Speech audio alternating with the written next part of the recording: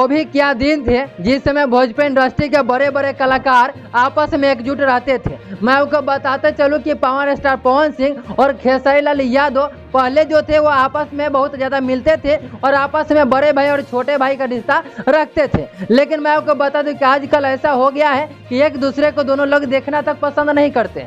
चलिए आगे आपको दिखाते हैं कि किस तरह से जिस समय पावर स्टार पवन सिंह और खेसारी लाल यादव हिट मशीन आपस में जब मिलते थे तो किस तरह से दोनों भाई आपस में बड़े भाई और छोटे भाई का नाता रखे हुए थे और किस तरह से दोनों में प्यार था और किस तरह से एक दूसरे का फिल्म एक दूसरे का गाने को अपने फेसबुक पेज और अपने इंस्टाग्राम पेज से किस तरह से सपोर्ट करते थे और प्रमोट करते थे। लेकिन आज ऐसा हो गया है, इन दोनों के जो टीम है आज ऐसा हो गया, टीम लोगों के द्वारा, इस लोगों का कहना है, मैं नहीं कह रहा हूँ, लोगों का कहना है कि इन दोनों के जो खेसारी लाल यादव का टीम है और पावर स्टार पवन सिंह का जो टीम है यह दोनों ने ऐसा कर दिया है जिस वजह से आजकल खेसारी लाल यादव और पावर स्टार पवन सिंह आपस में एक दूसरे को देखना तक पसंद नहीं करते।